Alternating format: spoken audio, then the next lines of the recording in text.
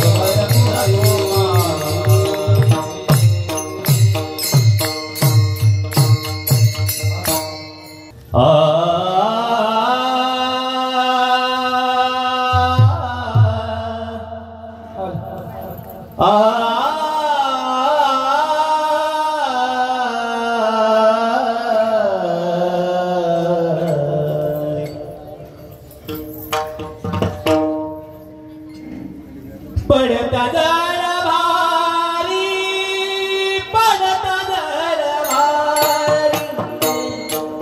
पड़ता जड़ भारी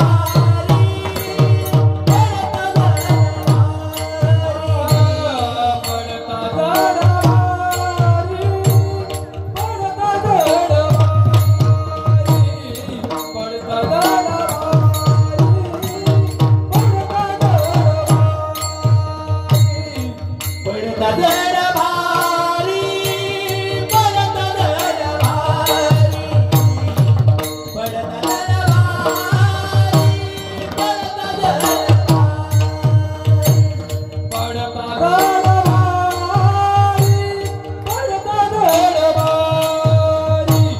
पड़ता जड़ भारी पड़ता जड़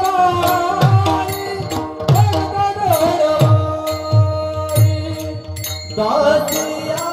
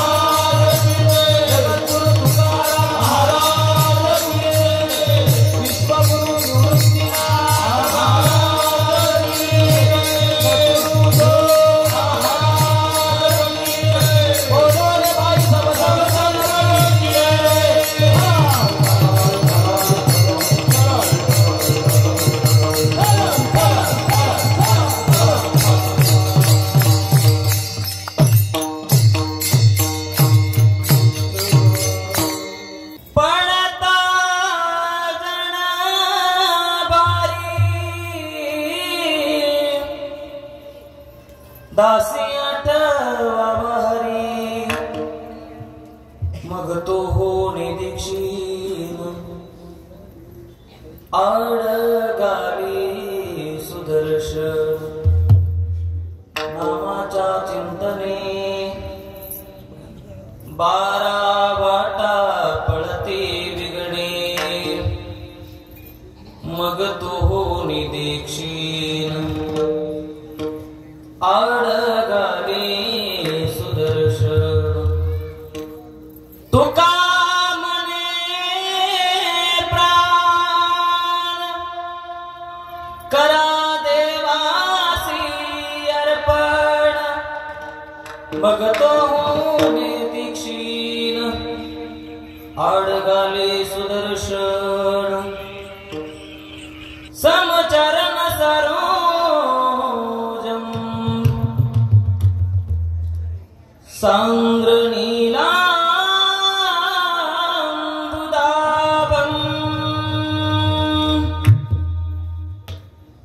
जगन्निहितपाणिं मंडनं मंडनानां तरुण तुलसीमाला कंदरं कंजनेत्रं सदैव धवलहासं विठ्ठलं चिन्तयामि ज्ञानेषु भगवान् विष्णुर् निवृत्तिर्भगवान् हरः सोपानो भगवान् ब्रह्मा मुक्ताख्या ब्रह्मचित्कला सेवेला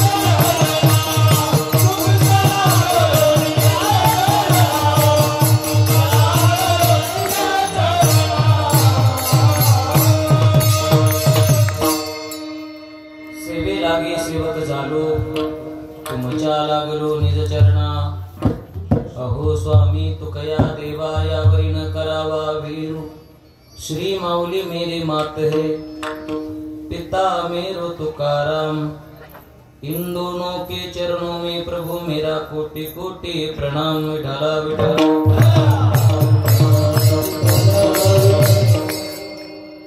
पड़ता जड़ भारी दासी आठवा हरी मग तो होणे दीक्षिण आडगाली सुदर्शन प्रस्तुत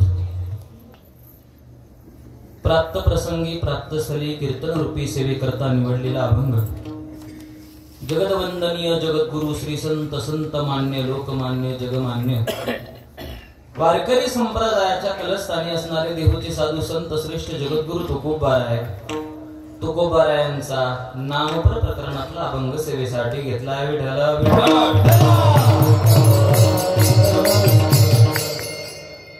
तुकोबाराय प्रस्तुत अभंगाच्या माध्यमातून फार गोड बोलतात. तुकोबाराय म्हणतात, पडता जड भारी दासी आठवावा हरी. या जगाच्या पाठीवर काही जड भारी संकट आहे. जर माणसाला जीवाला जर त्या जड भारी संकटांवर जर मात करायची असेल तर तुकोबाराय त्याला पर्याय सांगतात, दासी आठवावा हरी. तुम्हाला संकटांवर मात करायची असेल तर तुम्ही हरीचं चिंतन करा. तुम्ही जर हरीचं चिंतन केलं तर तुमच्या जीवनामध्ये संकट येणार नाही.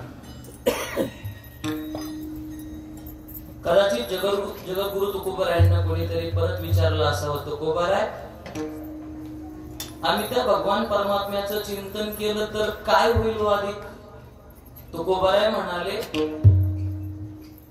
त्या भगवत चिंतनामध्ये जरी तुमच्या जीवनामध्ये संकट आले ना तरी तो भगवान परमात्मा तुम्हाला त्या संकटांचा क्षीण होऊ देणार. क्षीण होणं कळतं ना इकडं? तुमच्या अंगाला लागले तरी ते तुम्हाला कळणार नाही, त्याचा त्रास तुम्हाला अजिबात कुठलाच होणार नाही. मग तो होऊन दीक्षिण. संकट येतील पण त्या संकटांचा त्रास आपल्याला कधी होणार नाही. आणि आले तरी जगद्गुरु तुकोबाराय म्हणतात, मग तो भगवान परमात्मा आड घाली सुदर्शन चक्र घेऊन आपलं रक्षण केल्याशिवाय तो भगवान परमात्मा राहणार नाही. काय होईल तुकोबाराय त्याच्या नामानं? तुकोबाराय म्हणाले, नामाच्या चिंतने अन 12 वाटा पळती विगणे. या नाम चिंतनानं 12 वाटा सुद्धा इथून पळून जातील. तुकोबारायांनी 12च वाटा का म्हटलं? तुकोबारायांनी 10, 11, 5, 15, 20 का बोलले नाही तुकोबाराय? 12च का बोलतायत तुकोबाराय? त्याचं कारण असं आहे, श्रीमद भागवत कथेमध्ये भक्त प्रल्हादाला मारण्याकरता एकूण 11 पर्याय करण्यात आले. किती पर्याय केले होते मारण्याकरता? 11 पर्याय उकळलेल्या तेलाच्या कढाईमध्ये टाकण्यात आलं होतं. डोंगरावरून ढकलून देण्यात आलं होतं, आगीमध्ये ढकलून दिलं गेलं होतं. पण हे सगळे एकूण 11 पर्याय केले श्रीमद भागवत कथेमध्ये प्रल्हादाला मारण्याकरता, फक्त प्रल्हादाला मारण्याकरता. पण तुकोबाराय त्याच्याही पुढची बाई देतात. तुकोबाराय म्हणतात, नामाच्या चिंतने अन 12 वाटा पळती विघ्ने. ठीक आहे तुकोबाराय, 12 वाटा विघ्न पळतील, पण आम्हाला एका गोष्टीची फार भीती वाटते हो. कुठली गोष्ट आहे? साधकांनी सांगितलंय तुकोबारायांना, तुकोबाराय आम्हाला मरणाची लय भीती. तर प्रत्येकाला मरणाची भीती आहे की नाही? पण तुकोबाराय म्हणतात, घाबरू नका, हे मरण त्या भगवान परमात्म्याला समर्पित करून द्या. तुका म्हणे, प्राण करा देवासी अर्पण आणि मग तो होऊन दीक्षिण. आडघाली सुदर्शन विठ्ठल विठ्ठल. हा झाला अभंगाचा सरळ सरळ भावार्थ. अभंगाच्या संबंधाने विस्तृत चिंतन ठेवण्यापूर्वी थोडासा परिहार देणं उचित आहे, गरजेचं आहे. आजची ही कीर्तन रूपी सेवा किम निमित्त आहे हे सगळ्यांना श्रुती बघा, सगळ्यांना माहिती. गेल्या अनेक वर्षापासून चालत असलेला हा त्रैदिनी कीर्तन महोत्सव, मला तरी वाटतं परिसरामध्ये गणेश जयंतीचे फार कमी सोबते होतात. पण गणेश भगवान म्हणजे काही सामान्य नाही. इथं भगवान परमात्म्याला लय अवतार घेतले महाराज. किती अवतार घेतले? लय अवतार घेतले, अनंत अवतार. त्याला काही सीमा नाही महाराज, इतके अवतार घेतले देवा. पण शास्त्रकारांनी या सगळ्या अवतारांचं वर्णन फक्त 3 प्रकारामध्ये केलेलं आपल्याला पाहायला सापडतं. किती? 33 कोटी देव चामुंडा, 8 कोटी भैरवरे इतके देव असलेले शास्त्रकारांनी या सगळ्या देवांना 3 प्रकारामध्ये गाठलं बरं का. त्यांचं गाठोडं बांधलं. कुठले कुठले 3 प्रकार सगळे देव घेतले? तर काही अधिष्ठातृ देव आहे, काही नैमित्तिक देव आहे आणि काही नित्य देव आहे. तीन प्रकारामध्ये हे सगळे देव आहे बरं का. थोडक्यात सांगून मला पुढे चालायचंय. अधिष्ठातृ देव, नैमित्तिक देव आणि नित्य देव. शास्त्रकारांनी वर्णन केलंय या तीन प्रकारामध्ये सगळे देव आहे, सगळे देव. पहिले अधिष्ठातृ देव. अधिष्ठातृ देव त्यांना म्हटलं जातं की ते फक्त तात्पुरते देव असतात. त्यांच्यामध्ये फक्त तात्पुरतं देवत्व निर्माण केलं जातं. मी काय म्हणतो आपल्या लक्षात येतं? तात्पुरतं. आपण हे इंद्र, चंद्र, महेंद्र, ब्रह्मदेव आपण हे देव म्हणतो ना, हे देव नाही बरं का. मी काय बोलतो आपल्या लक्षात येते ना, हे देव नाही, हे तात्पुरते देव आहे महाराज. कसे तात्पुरते? आपणही काही काळी तात्पुरते देव होतो बघा. येतंय का तुमच्या लक्षात? नवरदेव होतो की नाही? नवरदेव झालो, अंगाला हळद लागली की बुट घालून मारुती मंदिरामध्ये मारुतीरायाच्या दर्शनाकरता जातो. पण अंगावरली हळद एकदा उतरू द्या, अंगावरची हळद उतरली का त्याला म्हणून बुट्ट घालून जाय बरं मंदिरामध्ये दर्शनाकरता. त्याच बुट्टाने त्याचं तोंड जोडल्याशिवाय राहणार नाही. हे तात्पुरते देव आहे. कोणते? नवरदेव. नावच दिलंय ना त्यांना नवरदेव. किंवा तुमच्याकडे सत्यनारायण होतो का? सत्यनारायण, सत्यनारायणाची पोथी असते बघा. सत्यनारायणामध्ये तात्पुरते देव बनवले जातात. कोणाला? कोण असते तुमच्याकडे? ते ब्राह्मण देवता येत असतील बघा. एक सुपारी घेतात आणि फक्त एक श्लोक म्हणतात, तो तुम्ही पाठीमागे लिहिला बघा, वक्रतुंड महाकाय. तेवढा एक श्लोक म्हटला का सुपारीचा लगेच गणपती होतो की नाही? आणि लगेच त्याला चौरंगावरती विराजमान केल्या जात. विराजमान झाले, सत्यनारायणाची पोथी वगैरे आटोपली, सगळ्यांच्या पंक्ती वगैरे भोजन वगैरे आटोपले आणि काही पाहुणे मंडळी भोजन करून बाहेर परिसरामध्ये बसले. आता पूर्वीचा काळ असा होता, पूर्वी आपल्याकडे मग ते पानपोळा दिला जायचा. तुमच्याकडे आहे? आता नाही राहिले, ते पानपोळे गेले. त्यात काय काय असतं? पान, सुपारी, अधिक ते काय म्हणतात त्याला तुमच्याकडे? अडकिता म्हणतात आमचं. मग ते सगळं दिलं जातं. मग झालं भाऊ, सत्यनारायण झाला, जेवण झाली आणि पाहुणे मंडळी बाहेर बसली. बाहेर बसली तेवढ्यात तो पानपोळा त्यांच्या जवळ ठेवला त्या घर मालकानं. त्यांनी तो पानपोळा घेतला, पण त्या पानपोळ्यामध्ये पान होतं, चुना होता, कात होता, तंबाखू होती, सगळं होतं. पण त्यात एक गोष्ट नव्हती, ती म्हणजे सुपारी नव्हती. मग त्यांनी आवाज दिला, सुपारी आणा, सुपारी आणा. तो घर मालक सुपारी शोधायला लागला. सगळीकडे शोधलं पण सुपारीच पुढे सापडेल. मग तिथे एक लहान मुलगा होता, तो म्हणे, ओ पाहुणे मंडळी, घरामध्ये शोधली पण कुठे सापडत नाही, पण चौरंगावर आहे. कुठे?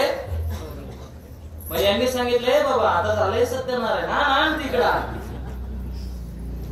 जोपर्यंत ती सुपारी चौरंगावर असते तोपर्यंत ते कोण असतात? गणपती असतात.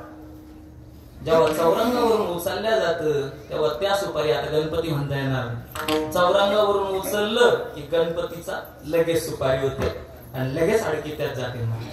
तात्पुरतं देवत्व. मी बोललोय बघा, हे इंद्र, चंद्र, महेंद्र, ब्रह्मदेव, हे माझ्या मनाचं बोलणार नाही. हे देव सुद्धा देव नाही, हे तात्पुरते देव आहे. तुम्ही म्हणाल कसं बोलताय?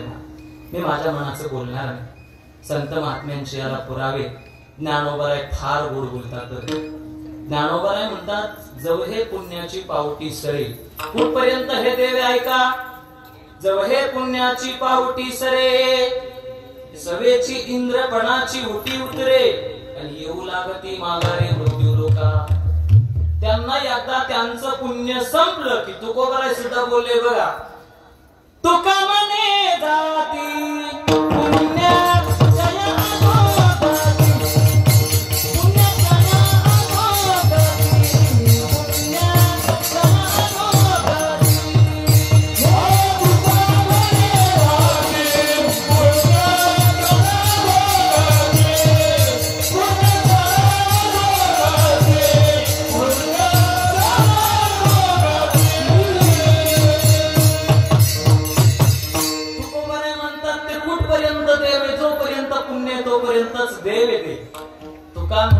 जाती आणि पुण्यक्षय अधोगती. मग ज्ञानोबाला म्हणतात येऊ लागती माघारे मृत्यू लोका.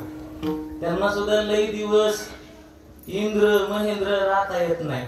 ब्रह्मदेव बघा, ज्ञानोबांनी लई गोडवर्णन केले बरं का महाराज ब्रह्मदेवाचे.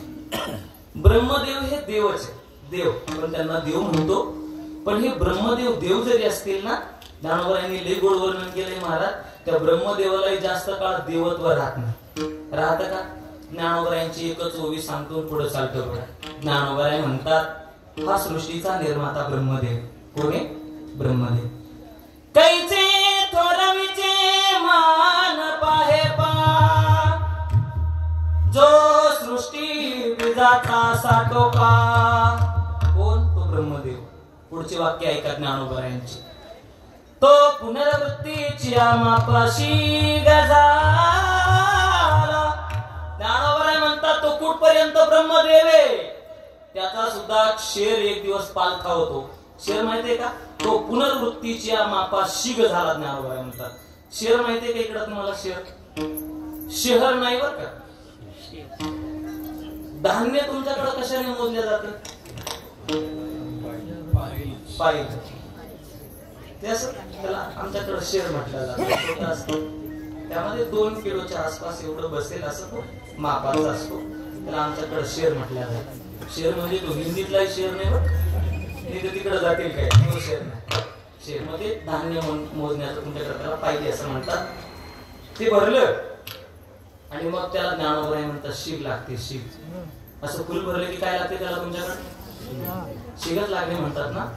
थोडा फरक आहे बरं का तुमच्याकडे आणि आमच्याकडे. म्हणून मला थोडस तुमच्याशी बोलून चालून कीर्तन करावं लागतं. असं फुल शीग लागला बरं का. फुल भरला शेर, तो पाहिजे मोजण्याचं जे काय भांड आहे जे काय पात्र आहे ते फुल भरलं आणि सगळ्यात वरचा गव्हाचा दाणा जो शिगेवरती होता ना, सगळ्यात वरती होता ना, तो सगळ्यात वरचा गव्हाचा दाणा शेवट खालच्या दाण्याला म्हणतो ए हे बघ मी आज सगळ्यांच्या वरती. कोण म्हणतो? तो शेवट वरचा. पण तो शेवट खालचा त्याला म्हणतो ए बाबा तू थोडं थांब, एकदा शेर पालथा झाला का तू सगळ्यांच्या खाली मी. तसं ज्ञानोबा म्हणतात बुवा कैचे थोरवीचे मान पाहे पा. काय मान पाहतात महाराज त्याचा? जो सृष्टी बीजाचा साठोपा, तो पुनर्वृत्तीच्या मापाशी झाला. विठ्ठल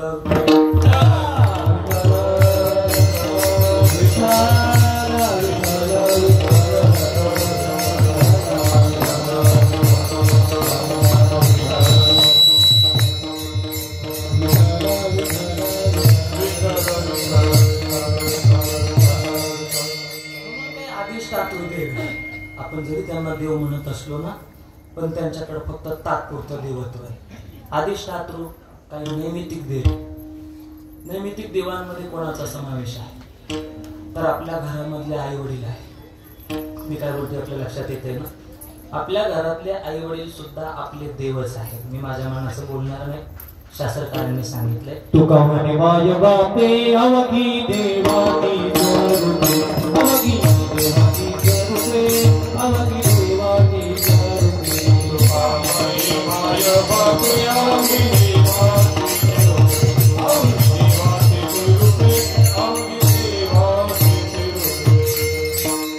टाळी वाजवा अगदी समर्पक करा.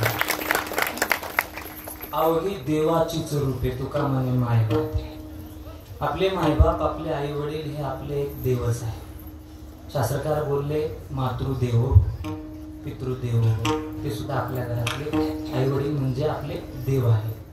पहिले सांगितले अधिष्ठातृ, दुसरे आहे नैमित्तिक ती म्हणजे आपल्या घरातले आई वडील, आणि चौथे आहे नित्य देव त्यांना म्हटलं. मी सांगतोय हे सगळे देव फक्त 3 प्रकार शास्त्रकारांनी बसले. शेवट आहे नित्य देव, त्यांना अनादि देव असं म्हटलं जातं.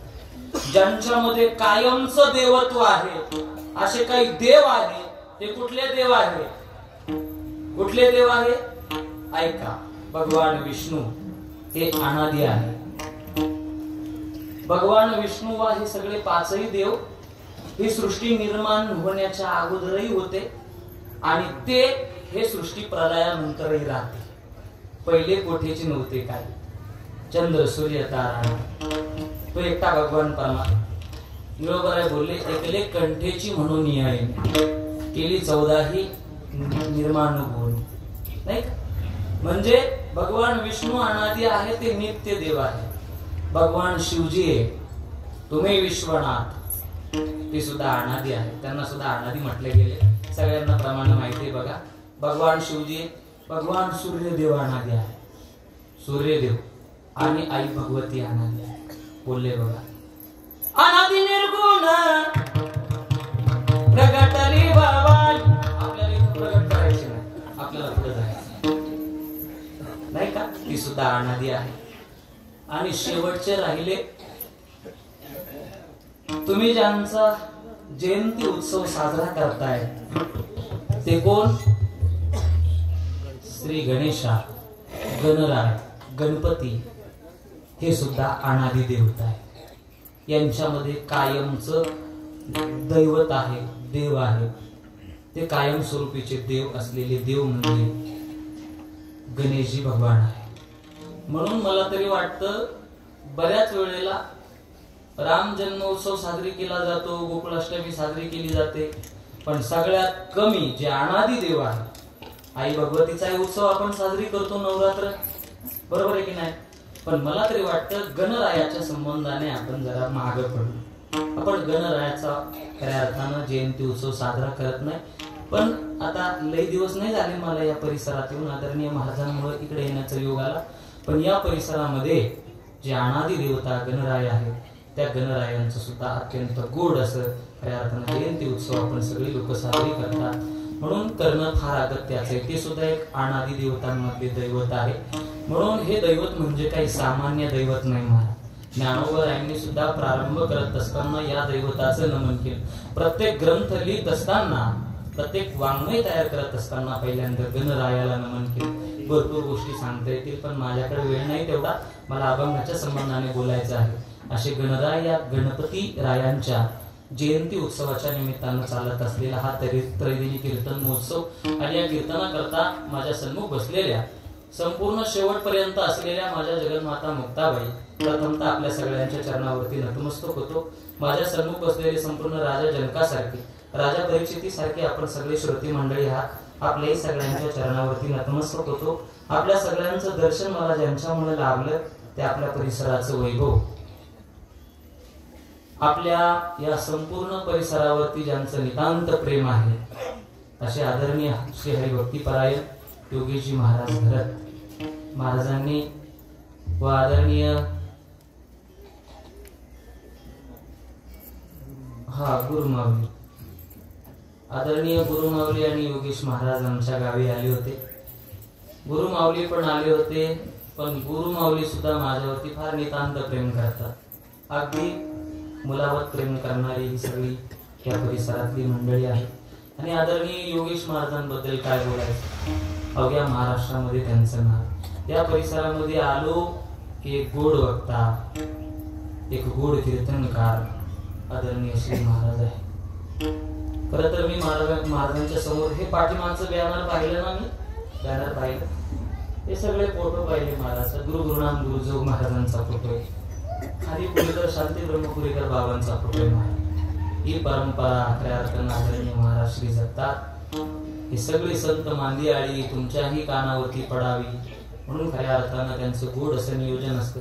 या परिसरामध्ये अत्यंत गोड आयोजक आणि नियोजक आदरणीय महाराज श्री आहे. खरं तर महाराजांनी आजपर्यंत मला तरी वाटतं कोणाला विरोध केला नाही. इतकं गोड आणि इतकं प्रेमळ बोलणे ना महाराज, इतकं सोजवळ बोलणे. आता त्यांच्या नियोजनामध्ये बऱ्याच ठिकाणी आले, पण जसं गावकरी म्हणतील तसंच नियोजन असतं. तिथं मग अजिबातही उन दुन खऱ्या अर्थानं नाही तर काही ठिकाणी बऱ्याच वेळेला काही गोष्टी ऐकायला येतात महाराज. पण आदरणीय महाराष्ट्रींचं अंतकरण इतकं मोठं आहे, इतकं विशाल आहे. आदरणीय महाराष्ट्री सुद्धा कीर्तना करता आहे. महाराजांच्याही चरणावरती नतमस्तक होतो. आजच्या या कीर्तन सेवेसाठी विनेकरी बाबांपासून तर आदरणीय इकडचे टाळकरी त्यांच्यापर्यंत ही सगळी माझ्या पाठीमागून उभी असलेली ही सगळी या परिसरातली अत्यंत गाण गंधर्व आणि श्रीमंत सभा आहे. अत्यंत गोड गाणारी अत्यंत गोड मृदंग वाजवणारे. टाळकरी मंडळी उद्धवासारखी आहे, विनेकरी बाबा नारदासारखे आहे. टाळ वाजवणारे उद्धवासारखे आणि गाणारी मंडळी तर काय महाराज आविष्कार आहे. अत्यंत गोड गाणारी अर्जुनासारखी आपण सगळी गाणारी आहात आणि मृदंग वादक तर जणू काही इंद्रासारखेच आहे.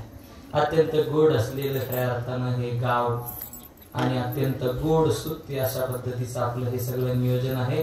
म्हणून कोणाचंही अधिक नाव न घेता मी सगळ्यांच्या चरणावरती मनस्वी धन्यवाद चरणावरती मस्तक ठेवतो आणि माझ्या वाणीला याच ठिकाणी पूर्णविराम देतो. चालेल का तुम्हाला? नाही. पुनश्च एकदा आपण सगळ्यांच्या चरणावरती नतमस्तक आणि कीर्तनाला प्रारंभ.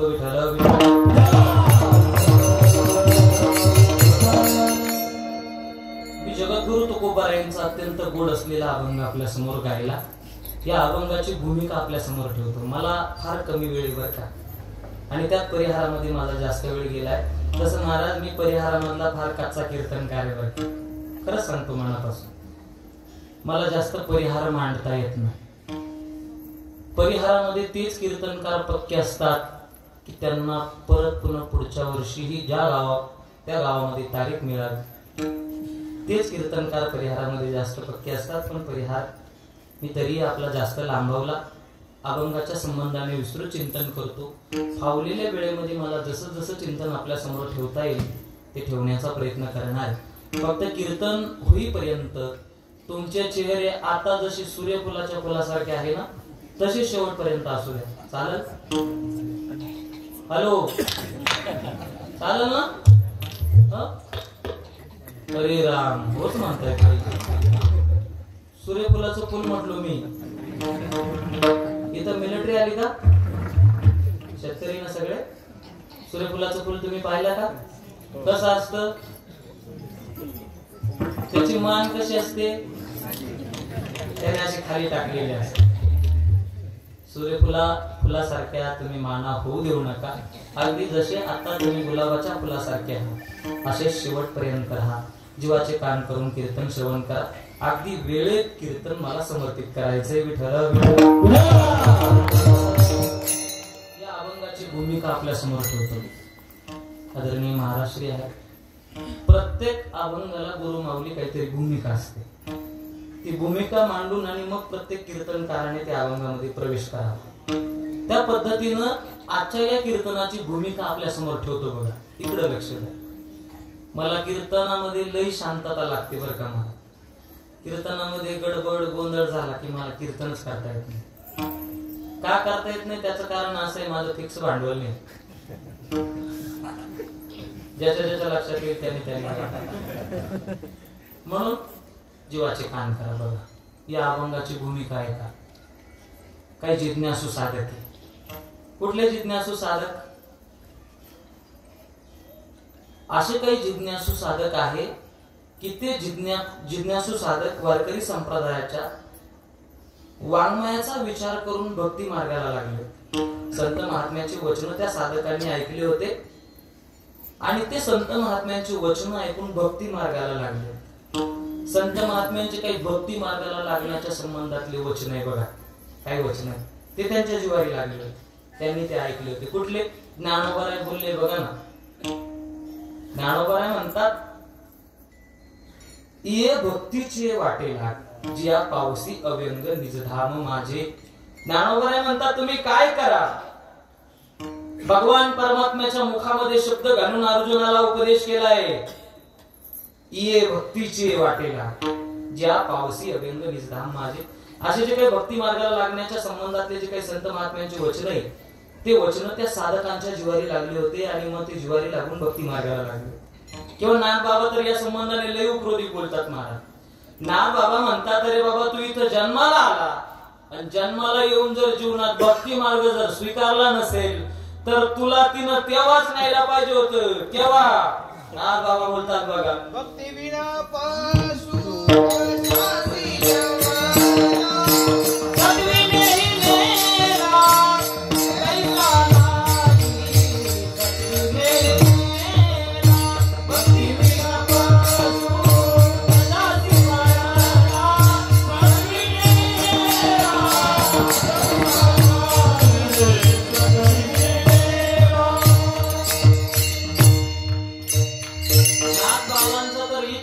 उपरोधिक बोलणं अत्यंत समर्पक प्रमाणे आदरणीय महाराष्ट्रासाठी सगळ्यांनी टाळी वाजवा. बघा नाथ बाबा फार उपरोधिक बोलतात. बाबा इथं जन्माला आला आणि इथं जन्माला येऊन जर जीवनामध्ये जर भक्ती मार्ग जर स्वीकारला नसेल तर नाथ बाबा म्हणतात सटवीनेही नेला कैसा नाही. सटवी आपल्याकडे कधी येते हो? 13व्या दिवशी, 5च्या दिवशी. किती उपरोधिक बोल मी नाथ बाबांचं. तुला त्याच दिवशी घेऊन जायला पाहिजे होतं बाबा. तू इथं जन्माला आला पण जीवनात भक्ती मार्ग नाही अवलंबला. तुला न्यायला पाहिजे होतं. म्हणजे संत महात्म्यांची ही भक्ती मार्गाला लागण्याच्या संबंधाचे वचन त्या साधकांच्या जिव्हारी लागले होते आणि म्हणून ते साधक भक्ती मार्गाला लागले होते, भक्ती करत होते. पण भक्ती करत असताना त्यांच्या असं लक्षात आलं की भक्ती करता करता एका संकटावर मात केली की दुसरं संकट आव असून उभं राहत होतं आणि दुसऱ्या संकटावर मात करण्याचा प्रयत्न केला की तिसरं संकट दुरूनच दिसत होतं की ते त्याही पेक्षा मोठं होतं. भक्ती मार्ग म्हणजे काही सामान्य नाही. भक्ती मार्गामध्ये सुद्धा संकट असतात. एका संकटावर मात केली की दुसरं दिसत होतं, दुसऱ्यावर प्रयत्न केला की तिसरं त्याही पेक्षा मोठं दिसत होतं. मग काय करावं? संत महात्म्यांच्या वचनाच्या आधारावर आपण तर भक्ती मार्ग स्वीकारलाय, भक्ती करतोय, पण या भक्ती मार्गामध्ये सातत्याने संकट जीवनामध्ये येत आहेत. मग नेमकी काय झालं असलं पाहिजे?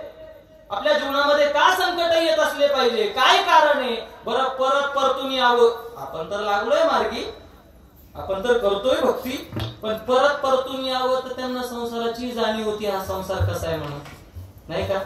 म्हणून त्यांना परत त्या भक्ती मार्गातून परतूनही यावं असं वाटत नव्हतं. पण पुढे नेटाने भक्ती मार्ग स्वीकारावा आणि भक्ती करावी. पण भक्ती मार्गामध्ये सातत्याने त्यांच्या जीवनामध्ये दुःख होतं.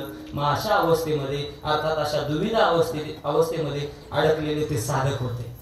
पुढे भक्ती करावी तर संकट, मागं परतून यावं तर संसाराची जाणीव, अशा दुविध मनस्थितीमध्ये अडकलेले हे काही साधक होते ना. मग त्या साधकांना वाटलं नेमकी काय झालं असलं पाहिजे, का आपल्या जीवनामध्ये भक्ती मार्गामध्ये पदोपदी संकट येत असले पाहिजे. मग त्यांनी असा विचार केला, आपण ज्यांच्या उपदेशाच्या आधारावर भक्ती मार्गाला लागलो ना त्यांना जाऊन विचारलं पाहिजे. एखाद्या वेळेला एखादी गोष्ट अशी कोणालाही विचारून चालत नाही. सल्ला कधी घेत असताना असा कधी आयऱ्या गैऱ्या नतू खैऱ्याचा सल्ला घ्यायचा नाही महाराज. या जगाच्या पाठीवर सल्ले देणारे लई आहे. पक्के सांगतो ऐका, सल्ले देणारे लई आहे. तुम्ही एखाद्याला एक सल्ला विचारा, पण तो तुम्हाला एका सल्ल्याच्या बदल्यात तो तुम्हाला 100 सल्ले देऊन जाईल. पण पुढचा ऐका, 100 लोकांपैकी तुम्ही एखाद्याला सहकार्य मागा, त्यातला एकही सहकार्य करेल की नाही सांगता येत नाही महाराज. अर्थात सल्ला फार स्वस्त आहे, सल्ला फार स्वस्त आहे आणि सहकार्य फार महाग झालेलं आपल्याला पाहायला सापडतं. फार महाग आहे. असं कोणाचाही सल्ला घेऊन चालणार नाही. इथं सल्ले देणारे लई, फुकटचे सल्ले देणारे या जगाच्या पाठीवर काही कमी नाही महाराज. मग लागलो ज्यांच्या उपदेशानं ना त्यांनाच जाऊन विचारलं पाहिजे, असं कोणाचाही सल्ला घ्यायचा नाही. म्हणून अनेशा त्यांच्या डोळ्यापुढे जगद्गुरु तुकोबाराय हे व्यक्तिमत्व उभं टाकलं आणि मग तुकोबारायांकडे गेले. तुकोबारायांनाच विचारावं असं त्यांना वाटलं. आमच्या भक्ती मार्गामध्ये का पदोपदी संकट येत आहे म्हणून जात आहे तुकोबारायांकडे. तुकोबाराय लांबूनच दिसले. तुकोबारायांना पाहिलं आणि पाहिल्याबरोबर डायरेक्ट साष्टांग दंडवतच घातला. श्री संताचे माथा चरणावरी आणि साष्टांग हे करी दंडवत. जगद्गुरु तुकोबारायांना लांबूनच दंडवत घातलाय बघा. तुकोबारायांनी त्यांना उचललं, दंडवत घातला होता वरती उठवलं, उचललं आणि उचलल्याबरोबर जगद्गुरु तुकोबारायांनी त्या साधकांचा चेहरा पाहिला. चेहरा, माणसाचा चेहरा पाहिलं की लगेच लक्षात येतं बरं का त्याच्या अंतःकरणात कुठले विचार चालू आहेत. मी काय बोलतो आपल्या लक्षात येतं ना, माणसाचा चेहरा हा त्याच्या अंतःकरणाचा आरसा असतो. तुकोबारायांनी त्यांचा चेहरा पाहिला आणि तुकोबारायांनी चेहरा पाहिल्याबरोबर तुकोबारायांना कळालं हे काहीतरी चिंता तुझी, हे काहीतरी चिंतेत आहे. म्हणून तुकोबारायांनी त्यांना चिंतेचं कारण विचारलं. तुम्ही इथपर्यंत आले, साष्टांग दंडवत काय घालताय, पण तुमच्या चेहऱ्यावरती चिंता दिसते, चिंतेचं कारण काय? त्यावेळेला त्या साधकांनी सांगितलं, महाराज आम्ही तुमच्या उपदेशाप्रमाणे भक्ती मार्गाला लागलो, भक्ती मार्ग स्वीकारला, पण भक्ती मार्गामध्ये पदोपदी संकट येत आहेत महाराज. बरं भक्ती आम्ही स्वीकारली, की एका पाठोपाठ एक संकट आमच्या जीवनामध्ये येत आहेत आणि परत पुन्हा परतूनही यावं असं वाटत नाही आणि अशा दुविधा मनस्थितीमध्ये अडकलेले आम्ही साधक आहोत. मग नेमकी काय झालं असलं पाहिजे? आमच्या जीवनामध्ये पदोपदी संकट येत आहेत. जेव्हा हे वाक्य त्या साधकांचे जगद्गुरु तुकोबारायांनी ऐकले आणि ऐकल्याबरोबर हे आले कशा करता होते? आमच्या जीवनामध्ये संकट आले हे सांगण्याकरता आले होते. पण संकट वा जगद्गुरु तुकोबारायांनी त्यांचा परिहार ऐकला आणि ऐकल्याबरोबर जगद्गुरु तुकोबारायांनी त्यांच्या पाठीवर शाबासकीची थाप देऊन टाकली. मी काय बोलतो आपल्या लक्षात येत आहे ना? आले होते चिंतातुर, जीवनामध्ये पदोपदी संकट आहे हे जगद्गुरु तुकोबारायांना सांगण्याकरता आले. सांगितलं आणि सांगितल्याबरोबर तुकोबारायांनी त्यांच्या पाठीवर उलट शाबासकीची थाप दिली. शाबास शाबास शाबास. साधकांनी विचारलं तुकोबाराय, आमच्या जीवनामध्ये सातत्याने संकट आहे हो, ते आम्ही तुमच्या समोर व्यक्त केले आणि व्यक्त केल्यानंतर तुम्ही आमच्या पाठीवर अजून शाबासकीची थाप देताय, कारण काय? त्यावेळेला जगद्गुरु तुकोबारायांनी त्यांना सांगितलंय. तुकोबाराय म्हणाले, ज्या अर्थी तुम्ही भक्ती करताय आणि भक्ती मार्गामध्ये सातत्याने संकट येत आहेत, याचाच अर्थ तुम्ही योग्य मार्गाने चाललात ही त्याची खरी पोचपावती. काय बोलतो आपल्या लक्षात येतंय ना? ज्या अर्थी तुमच्या जीवनामध्ये पदोपदी संकट आहे, याचाच अर्थ तुम्ही योग्य मार्गाने चाललात ही त्याची खरी पोचपावती असते महाराज. कारण संकट असे कोणाच्याही जीवनात येत नसतात बरं का. संकट कधी मेलेल्या माणसाच्या जीवनावर येतात का? संकट येतात ते चांगल्याच माणसाच्या जीवनात येतात. कधी कधी जीवनात येणारे संकट हे माणसाचा चांगुलपणा सिद्ध करून जातात. मी काय बोलतो आपल्या लक्षात येतंय ना? संकट चांगुलपणा सिद्ध करून जातात महाराज. लहान लहान मुलं, ऐका, लहान लहान मुलं बोरीच्या झाडाला दगड मारतात का बाबळीच्या? तुमच्याकडे कोणत्या? बोरीच्या. ज्या बोरीला दगड मारले जातात ना महाराज, ती बोर त्या पोरांना 2 बोर बक्षीस देते. बरोबर आहे? 2 बोर बक्षीस देते. आणि याला कदाचित एखाद्या पोराने जर बाबळीच्या झाडाला दगड मारले ना, तर लोक सप्ताहाला वर्गणी देणार नाही, पण वर्गणी करून त्याला नागपूरला पाठवल्याशिवाय राहणार नाही. ज्या ती हे बाबळीच्या झाडाला दगड मारतय, याचाच अर्थ याचा वरचा मजला भाड्याने देणे म्हणजे काय? म्हणून संकट हे कधी बाबळींवरती येत नसतात महाराज. संकट येतात ते चांगल्याच माणसाच्या जीवनामध्ये येतात. मला सांगा, कसून परीक्षा हुशार विद्यार्थ्याची पाहिली जाते की डप्पू? कोणाची? धाड श्रीमंताच्या घरावर पडते का गरीबाच्या? कोणाच्या? तसे संकट हे चांगल्याच माणसाच्या जीवनात येतात महाराज. वाईटाच्या कधीच संकट येते नाही. बरोबर आहे की नाही? जगद्गुरु तुकोबारायांनी जेव्हा त्यांचा परिहार ऐकला आणि तुकोबारायांनी त्यांना गोड असं सांगितलं, ज्या अर्थी तुमच्या जीवनामध्ये पदोपदी संकट येत आहेत, याचाच अर्थ तुम्ही योग्य मार्गाने जाताय, योग्य मार्गाने जाताय. महाराज, संकट येणं म्हणजे माणसाचा चांगुलपणा सिद्ध होणं. वारकरी संप्रदायाची संत मांदियाळी जर आपण पाहिली ना, तर ही सगळी संत मांदियाळी संकटांनी श्रीमंत झालेली आपल्याला पाहायला सापडतात. कशानं? संकटानं. वारकरी संप्रदायामध्ये एकही संत पैशाने श्रीमंत झालेला संत तुम्हाला पाहण्याकरता मिळणार नाही. पण बऱ्याच लोकांनी संताची व्याख्या फार बदलून टाकली. ज्यांना असं वाटतं ज्याचे भारतात 700 आणि परराष्ट्रात 800 अशा हजारो करोड रुपयाची ज्याच्याकडे संपत्ती आहे, अशा लोकांना आजकाल आपण संत म्हणायला लागलो. पण ते संत कुठे आहे ते काय मला या व्यासपीठावरून सांगायचं नाही, मला नाही सांगायचं. पण वारकरी संप्रदायाचा किंवा वारकरी संप्रदायातील संत मांदियाळीचा कधीतरी विचार करा. संत मांदियाळी ही सगळी संकटांनी श्रीमंत झालेली महाराज. जगद्गुरु तुकोबाराय असतील, ज्ञानोबाराय असतील, सकल संत महात्मे असतील, महाराज जीवनामध्ये सातत्याने संकट होते, पण सगळे संकट त्यांच्या जीवनामध्ये चांगुलपणा सिद्ध करून गेले. म्हणून जगद्गुरु तुकोबारायांनी गोड असा परिहार दिला. त्यांना तो परिहार त्यांच्या जिव्हारी लागला. बरं, ठीक आहे तुकोबाराय, तुम्ही म्हणतात संकट येणं म्हणजे चांगुलपणा सिद्ध होणं असतं, तर ठीक आहे तुकोबाराय, आमच्या जीवनामध्ये अधिक संकट आले तरी चालतील हो. आता काय भरपूर संकट आले तरी चालतील, पण तुकोबाराय ऐका ना, जेव्हा आमच्यावरती असे संकट येतील तेव्हा त्या संकटांवर मात करण्याकरता आम्ही काय केलं पाहिजे, तर त्याचं उत्तर जगद्गुरु तुकोबाराय अभंगाच्या पळता जड भारी, पळता जड भारी, पळता जड भारी,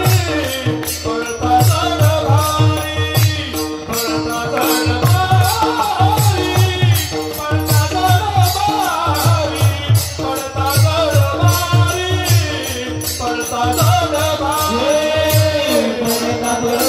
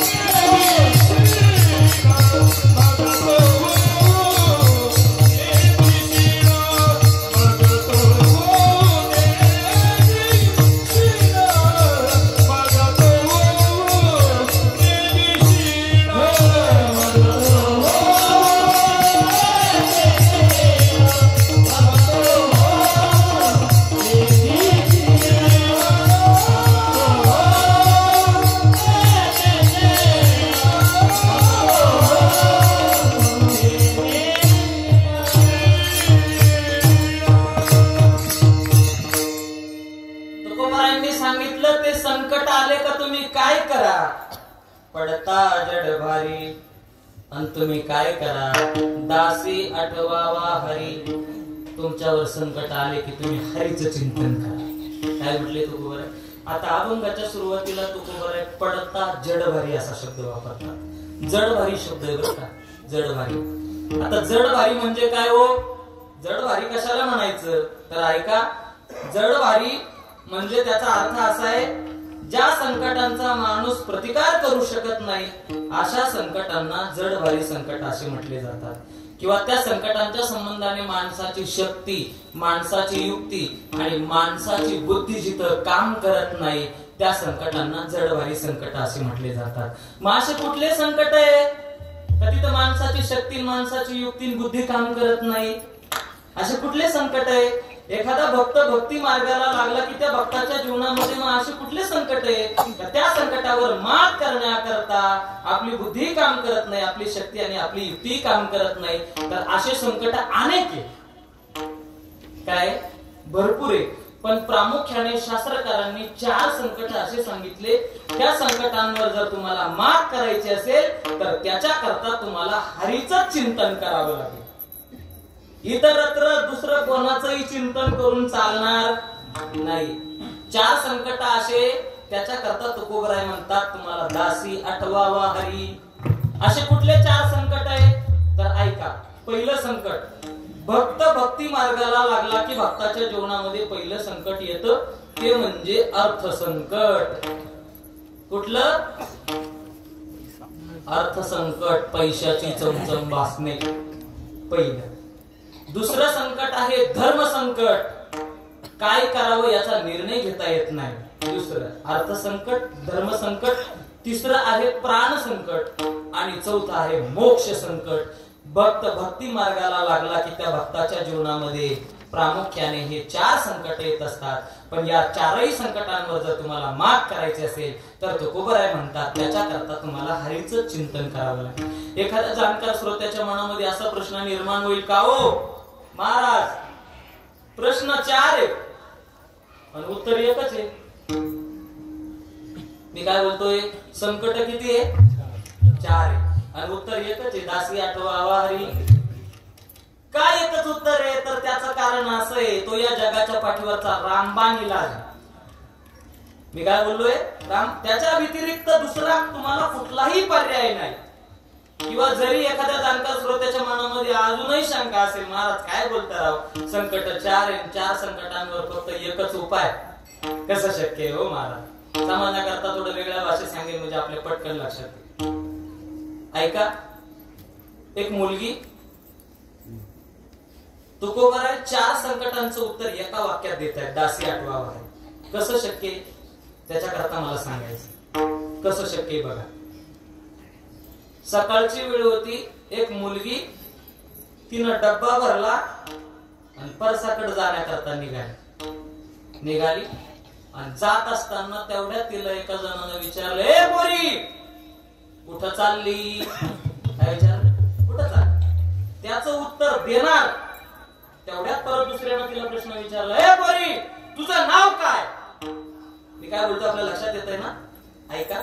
डबा भरलं, निघाली. तेवढ्यात एका जणाने विचारलं, ए पोरी कुठं चालली? त्याचं उत्तर देणारच होती. तर तेवढ्यात परत तिला दुसऱ्यानं प्रश्न विचारला, तुझं नाव काय?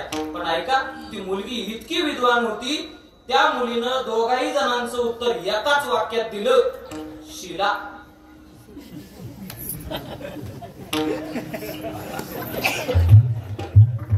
आता पुढचा ऐका. एखादी खेडूक मुलगी, एखादी खेड्यातील मुलगी जर 2 प्रश्नांची उत्तर एका वाक्यात देत असेल तर आम्ही ज्यांना जगद्गुरु म्हणतो ते जगद्गुरु तुकोबर आहे. 4 प्रश्नांची उत्तर व 4 संकटांची उत्तर एका वाक्यात देत असेल, काही विशेष काही नवले का? ते जगद्गुरु आहे. खेड्यातील मुलगी जर एका वाक्यात 2 प्रश्नांची उत्तर जर देत असेल, अजूनही तुमच्या डोक्यात बसलं नसेल तर आधी थोडं अजून वेगळ्या भाषेमध्ये बोलण्याचा प्रयत्न करतो का? बघा काय झालं. महाराष्ट्र एकदा मी विदर्भात कीर्तन करता गेलो होतो. कीर्तन संपलं आणि कीर्तन संपल्याबरोबर तिथे एक जण औषध विकणारा माणूस आला. कीर्तन संपलं, त्याने हातात माईक घेतला आणि माईक घेऊन त्याने बोलायला सुरुवात केली. त्याने सांगितलं, जर याला कदाचित कोणाला जर आपली तब्येत कमी करायची असेल तर त्याच्या करता माझ्याकडे औषध आहे. काही काही लोकांच्या इतक्या तब्येती महाराज त्यांना औषधाने कमी करावे लागतात. आणि आमच्या तर तब्येतीच नाही महाराज, आमचं वजनच पडत नाही लोकांवर.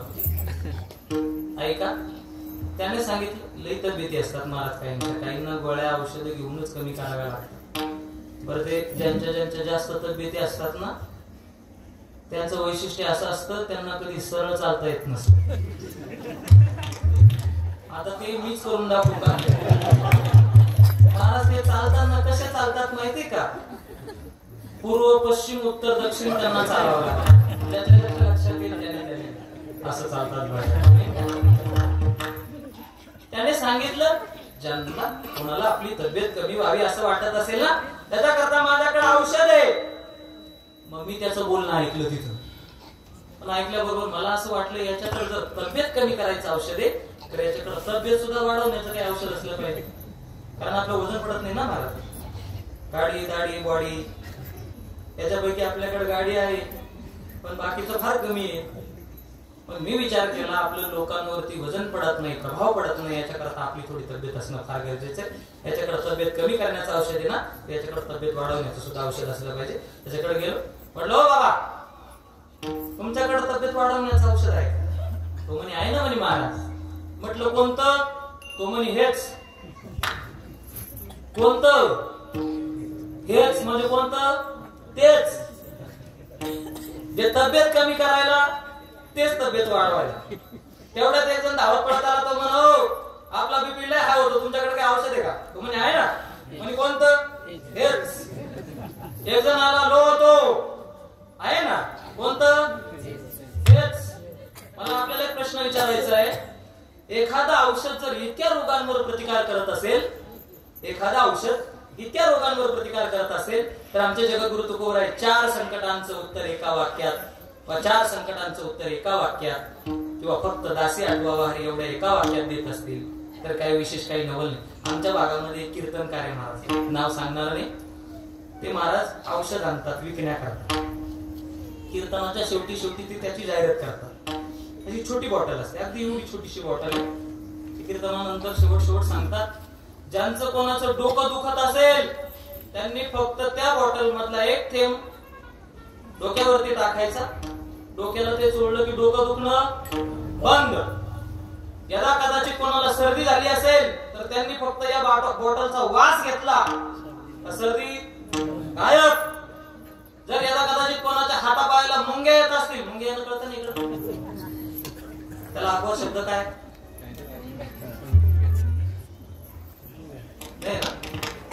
मुंग्या, जमिनीतल्या मुंग्या नाही बरं, चुनचुन होते. मुंग्या येत असतील तर त्याच्याकरता बाई तेच औषध आहे. फक्त जिथं मुंग्या येतात तिथे एकदा एक थेंब टाकला पायाला चोळलं की मुंग्या गायब. जर याला कदाचित कोणाला विंचू चावला, एकाच औषधाची बॉटल बर का, विंचू चावला, जिथं चावला तिथं एक थेंब टाकला की विंचू चावलेल्या त्या ठिकाणाला दुखणं बंद. आणि शेवट त्यांचं एक वाक्य असतं त्या बॉटलच्या संबंधात. ते सांगायचे म्हणे ही बॉटल संपली तरी 1 महिना चालते. काय बोललो मी? नाही, सर्दी करता वास घेण्याकरता 1 महिना चालते. आता एखादं औषध जर इतक्या रोगांवर प्रतिकार करत असेल, बरोबर आहे की नाही हो?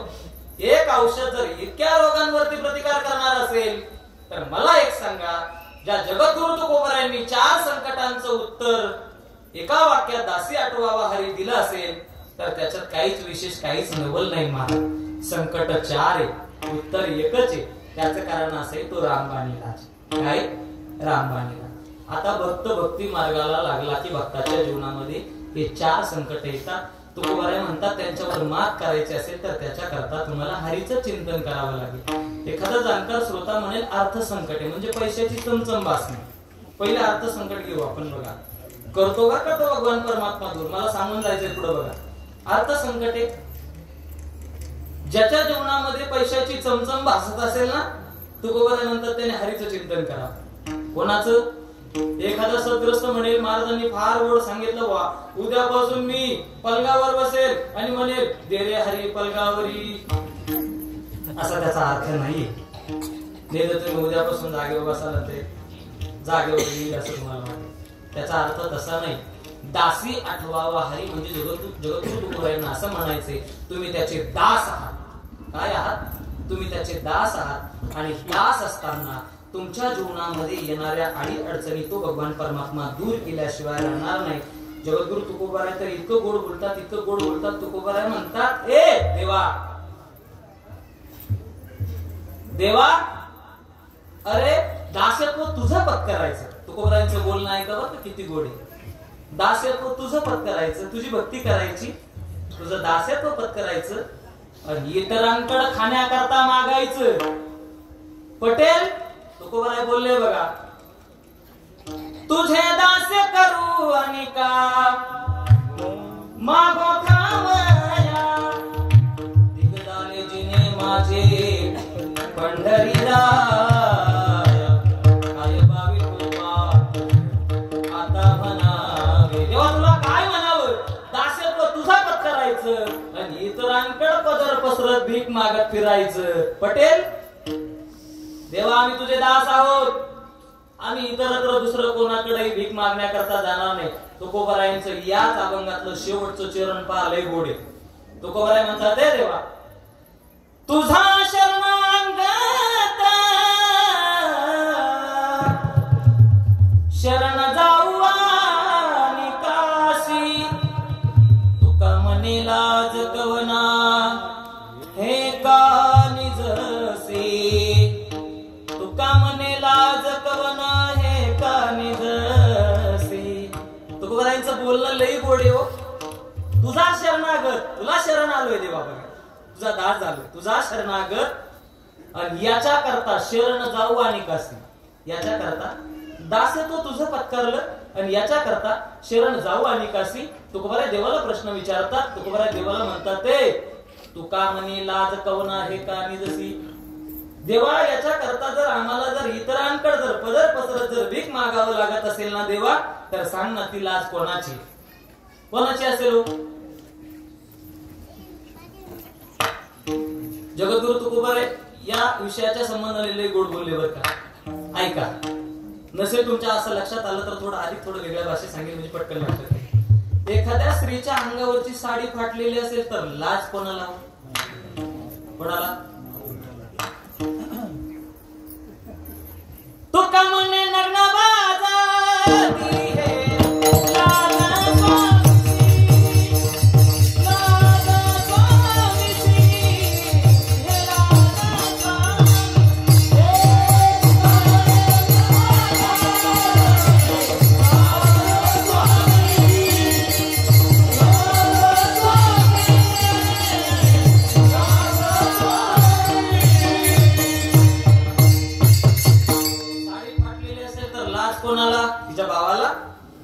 तिच्या आईला तिच्या बापाची ती लाज कोणाची? स्वामीची म्हणजे नवऱ्याची. लोक म्हणतील तव तर फार मोठ्या आनंदाने घोड्यावर बसण्याकरता तयार झाला होता, तुला लाज वाटते का? तिनं सर्वस्व तुला समर्पित केलेलं आहे. तिनं सगळं तुला समर्पित केलेलं आहे. तिनं तिचे सगळे आई वडील नातेवाईक सगळा संबंध तोडलाय आणि तुला वरलंय. आणि तुला वरत असताना लग्नामध्ये उखाणे तुझ्या नावचे, तुला वरत असताना उखाणे तुझ्या नावचे. एवढंच नाही, मंगळसूत्र तुझ्या नावचंय, कुंकू तुझ्या नावचंय. मग सगळं जर त्या माता माऊलीचं जर त्याच्या नावचं असेल, मग त्या स्त्रीला तिच्या जीवनामध्ये जर काही संकट येत असतील तर ती लाज कोणाची हो? बोला बोला बोला. ती कोणाची आहे? तिनं सर्वस्व ज्याला समर्पित केलं तो म्हणजे तिचा स्वामी, तो नवरा आहे. जर हिला जर हिच्या जीवनामध्ये जर काही कमी पडलं तर ती लाज तिच्या नवऱ्याची आहे. तसं जगद्गुरु तुकोबाराय बोलले बघा. तुकोबाराय म्हणतात, ते देवा तुझ्या नावचा गंध लावलेला आहे, तुझ्या नावची माळ गळ्यामध्ये घातलेली आहे आणि तुझ्या नावचा रोज अट्टहासाने गजर करतोय. आणि मग अशा भक्ताच्या जीवनामध्ये जर अर्थ संकट आलं, मग लाज कोणाची आहे? जर नाही दिलं तर कोणाची आहे? ती देवाची लाज आहे. तुकोबाराय म्हणतात, तुझा शरणागत शरण जाऊ आणि काशी, आणि तुका म्हणे लाज कवन आहे का? देवाची लाज तुझी आहे. आम्ही तुझी भक्ती करतोय, आम्ही तुझे दासत्व पत्कारलंय देवा. आणि जर तू आमच्या जीवनातल्या अडी अडचणी जर दूर केल्या नाही तर देवा ती लाज तुझी आहे. तुकोबाराय बोलतात, म्हणून अर्थ संकटातून तो भगवान परमात्मा नक्कीच दूर काढतो. पण ज्याला अर्थ संकटातून निवृत्त व्हावा असं वाटत असेल, ऐका, निवृत्त व्हावा असं वाटत असेल, त्याने इतरांच्या पुढे पदर पसरत भीक मागत फिरू नये. संत महात्मे डायरेक्ट देवाला म्हणतात, ते देवा आम्हाला आमच्या जीवनामध्ये जर काही कमी पडलं ना तर आम्ही इतरांच्या पुढे पदर पसरत भीक मागणार.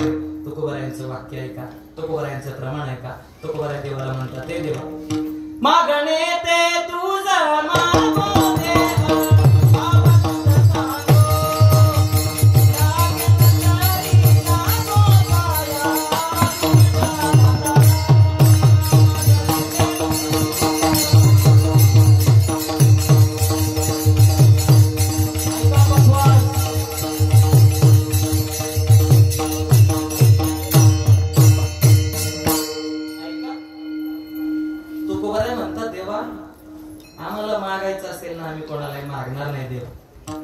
मागणे ते तुझं माग, देह भाव तुझं सांगू, आणि लागेल तरी लागो पाया तुमच्या दाता. मागायचं असेल ना देवा आम्ही तुलाच माग. समजण्याकरता थोडं वेगळ्या भाषेत सांगतो बघा. काय झालं?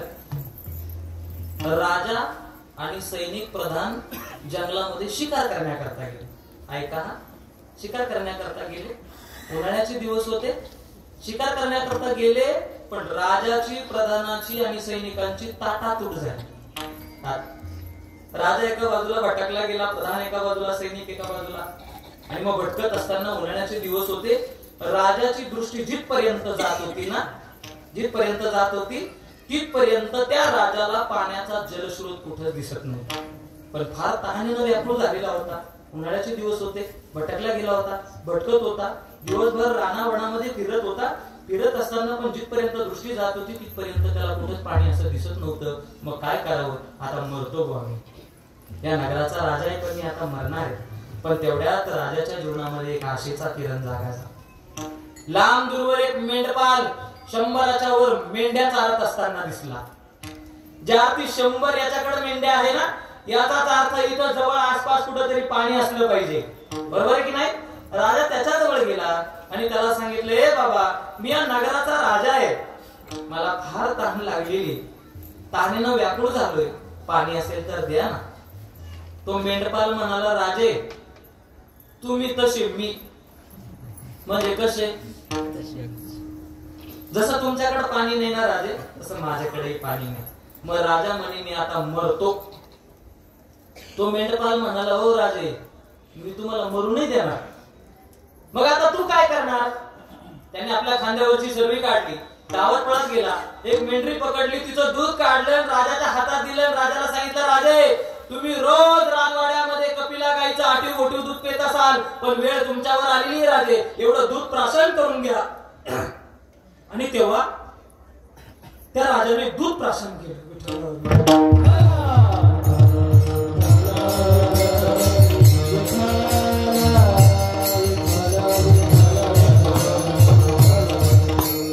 राजानं दूध प्राशन केलं. प्राशन केल्याबरोबर राजाची तानही भागली, भूकही भागली. दिवसभर फिरत होता ना, ताण भागली बघा, जशी मी आता पाणी पिलो तसं राजाने दूध पिऊन घेतलं. ताण भूक भागली आणि भागल्याबरोबर तर राजाने विचार केला, याने आपले प्राण वाचवले. काय केलंय? प्राण वाचवले. आता याला काहीतरी दिलं पाहिजे. पण आता रानावानामध्ये फिरत असणारा राजा, त्याच्याकडे काय असणार महाराज? तो काय आत्ताचा काळ आहे, लगेच फोन पे केली म्हणजे झालं, चेक लिहून दिला म्हणजे झालं नाही. मग काय द्यावं? यानं आपले प्राण वाचवले ना. राजानं आपल्या पोटातली अंगठी काढली आणि त्याच्या हातात दिली. त्या मेंढपालाला सांगितलं, हे तुझं बक्षीस नाहीये, मला तू वाचवलं ना, मी जगलो ना, पण मी तुला जी अंगठी देतोय हे तुझं बक्षीस नाहीये, हे तुझं ओळखपत्र आहे. ओळखपत्र. तू उद्या राजवाड्यामध्ये ये, ही अंगठी पाहिल्यानंतर तुला राजवाड्यामध्ये कोणी साडवणार नाही बरं का, तुला कोणी साडवणार नाही. राजा निघून गेला. राजा राजवाड्यात आला. सगळे हकीकत राजवाड्यामध्ये सांगितली, ब्राह्मणाधिकांना सांगितली. ब्राह्मणाधिक म्हणाले, राजे, काल गंडांग योग होता, काल तुम्ही मरणारच होते, पण तुमचं नशीब चांगलं, तुम्ही वाचले. आता ब्राह्मण देवताही सांगून दुसरं काय सांगणार आहे? सत्यनारायण करा, तुम्ही वाचले. सत्यनारायणाची पोथी आयोजित झाली बघा, पूजा वगैरे सुरू होती. आणि हा ज्याने काल राजाचे प्राण वाचवले होते, हा मेंढपाल, राजाची अंगठी म्हणजे ओळखपत्र होतं त्याच्याबरोबर. धाड धाड धाड धाड धाड धाड जिथं राजाची पूजा चालू होती तिथपर्यंत आला. त्याला कोणीच अडवलं नाही. राजाची पूजा वगैरे आटोपली, पूजा संपन्न झाली. आणि पूजा संपन्न झाल्यानंतर राजाने प्रदक्षिणा मारली आणि देवाकडे मागणं मागितलं. आणि सरळ तेवढ्यात पाठीमागे लक्ष गेलं तर काल ज्याने आपले प्राण वाचवले ना, तो मेंढपाल पाठीमागे येऊन उभा होता. पाहिल्याबरोबर त्याला पुढे बोलवलं, इकडे माग, तुला काय पाहिजे? तू काल माझे प्राण वाचवले, त्याच्या बदल्यात तू जे मागशील ना ते मी तुला देईन. पण ऐका, त्या मेंढपालाने आपल्या पोटातली अंगठी काढली आणि राजाच्या हातात दिली आणि राजाला सांगितलं, ए राजा, आपण भिकाऱ्याकडे भीक मागत नसतो म्हणे. काय सांगितलं? आपण भिकाऱ्याकडे. राजा चिडला ना, रागवला. तो राजा होता महाराज. राजाने तलवारच काढली, शिरच्छेद करणार. पण तेवढ्यात विचार केला की आपल्याला हा भिकारी का म्हणाला, याला विचारणं फार गरजेचं आहे. हा म्हटला ना आपण भिकाऱ्याकडे भीक मागत नसतो, हा मला भिकारी का म्हटला असावा. म्हणून राजाने त्याला विचारलं, ए बाबा, तुम्हाला भिकारी का बोलला? तेव्हा त्या मेंढपालाने त्याला उत्तर दिलं होतं, राजे ऐका, तुमची पूजा संपन्न झाली, तुम्ही प्रदक्षिणा मारली आणि हात जोडून तुम्ही काय करत होता? तेव्हा त्या राजाने सांगितलं, त्याने देवाकडे मागणं मागत होतो. काय सांगितलं? देवाकडे मागणं मागत होतो. तेव्हा त्या मेंढपालाने सांगितलं, राजे, तुम्हाला जर तुमच्या अडी अडचणींवर जर मात करण्याकरता जर देवाकडे मागावं लागत असेल तर मी कशाला तुमच्याकडे मागू? मला मागायचं असेल तर मी त्याच्याकडे मागेल ना. तुमच्याकडे मागून माझा काय उपयोग आहे? तसं संत महात्मे देवाला म्हणतात, हे देवा, आम्हाला मागायचं असेल ना तर आम्ही इतरांच्या पुढे नाही पदर पसरणारो, आम्ही देवा तुझ्याकडेच मागू. त्याचं कारण आम्ही तुझं दास्यत्व पत्करलं. आणि ज्याला खऱ्या अर्थानं अर्थसंकटातून आपल्या जीवनातलं अर्थसंकट निवृत्त व्हावं वाटत असेल ना तर कोणाच्याही पुढे पदर पसरू नका, त्याचं चिंतन करा. तो आपल्याला त्यातून निवृत्त केल्याशिवाय. एखादा व्यक्ती म्हणेल, महाराज काय बोलता तुम्ही? त्याचं चिंतन केलं ना आणि आम्हाला आमच्या जीवनामध्ये पैसा प्राप्त होईल. हा काही 1 आणि 2 तासाचा विषय नाही. असे लय उदार नाही महाराज, लय उदार नाही. देवाने बऱ्याच जणांना अर्थसंकटातून दूर केलेले असे लय उदाहरणं सांगता येईल. पण सगळ्यांच्या परिचयाचं फक्त डोळ्यासमोर आणून देतो आणि पुढे चालतो. मला अजून लय बोलायचंय.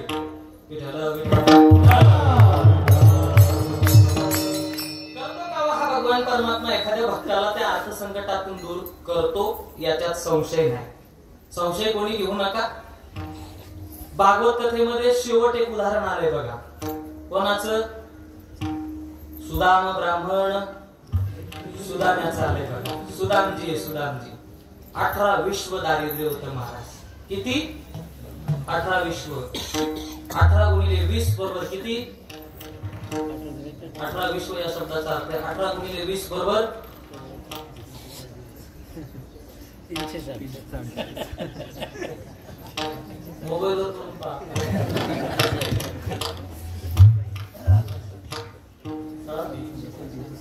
बरं 360 बरोबर आहे. ऐका त्याला 18 विश्व 18 गुणिले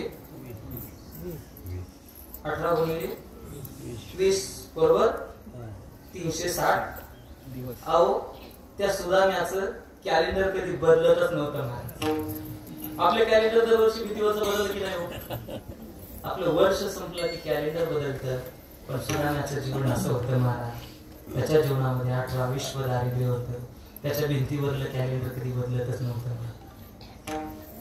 काय असेल हो महाराज. पण ऐका सुदाम्याच्या जीवनामध्ये एवढं दुःख होतं ना महाराज. 18 विश्व दारिद्र्य होतं. पण सुदाम्यानं कोणापुढे हात नाही पसरला बरं का. नाही पसरला. मला आपल्याला पुढे लवकर घेऊन जायचंय. मला महत्वाचा मुद्दा आपल्या समोर ठेवायचा आहे. तो भगवान परमात्मा भक्ताला त्या अर्थसंकटातून दूर करतो का या संबंधाने मला बोलायचंय. ऐका सुदामजी भजन करायचे, कीर्तन करायचे, दिनरजनी हाची धंदा गोविंदाची पवारी. सुदामजींच्या जीवन असं कायम भगवत चिंतन, कायम कीर्तन, कायम भजन, कायम प्रवचन. आणि प्रवचनातून सुदामजी सांगायचे बरं का लोकांना सांगायचे. सुदामजी म्हणायचे गड्यानो राजा किरे झाला, गड्यानो राजा किरे झाला, कृष्ण सिंहासनी बैसला, कृष्ण सिंहासनी बैसला. सुदामजी लोकांना सांगायचे माझा मित्र राजा झाला. राजा काय सांगायचे? राजा झाला. सुदाम्याची पत्नी एक दिवस सुदामजींना म्हणते का हो तुम्ही लई लोकांना सांगतात माझा मित्र द्वारकेचा राजा झाला, राजा झाला. जा ना मग त्याच्याकडे. अख्खं आयुष्य 18 विश्व दारिद्र्य भोगतात. मग राजा झाला ना तुमचा मित्र, जा ना मग त्याच्याकडून काहीतरी मागून आणा. सुदामजींनी सरळ उत्तर दिलंय, सांगितलंय जर तू माझ्या मित्राकडे काही मागण्याच्या उद्देशाने जर पाठवणार असेल तर मी मरण पत्करेन, पण कधी त्याच्याकडे मागण्याकरता जाणार नाही. गेले तेवढ्या सुशीलेने शब्द बदलले महाराज. बदलले. सुशीला म्हणाली स्वामी तुमच्या मित्राकडे नका मागण्याकरता जाऊ, पण मित्राच्या भेटी करता तर जा येता. सुदामजी होते ते महाराज. सुदामजींनी विचार केला आपली पत्नी आता अनुकूल झाली देवाच्या भेटी करता. बऱ्याच जणांच्या होत्या ते जातीलच, हे मात्र सांगता येत नाही. पण सुदामजी होते ते कळाले आपली पत्नी देवाच्या भेटी करता जाण्याकरता अनुकूल झाली. आणि सुदामजी देवाच्या भेटी करता जात आहेत. मागण्याकरता गेले नाही सुदामजी, एवढं लक्षात ठेवा. सुदामजी मागण्याकरता गेले नाही देवाकडे, भेटी करता जात आहेत. अवस्था कशी आहे? चले श्याम सुंदर से मिलने सुदामा, जाते जाते मुख में हरे कृष्ण रामा, चले श्याम सुंदर से मिलने सुदामा. पुढचा ऐका. तंदुल की पोतली बदन में दबाए, लोटा और जारी गले लग जाए, जाते जाते मुख में हरे कृष्ण रामा,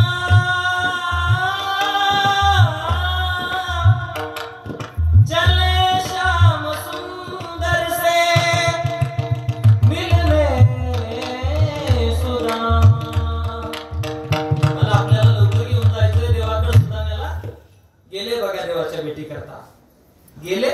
18 विश्व दारिद्र्य असलेला हा सुदामा जेव्हा भगवान परमात्म्याच्या भेटी करता गेला, पण ऐका मागण्याकरता गेला नव्हता. तो गेला होता भेटी करता. पण सुदाम्याचा शुद्ध भाव पाहिला आणि सुदाम्याला काय दिलं हो?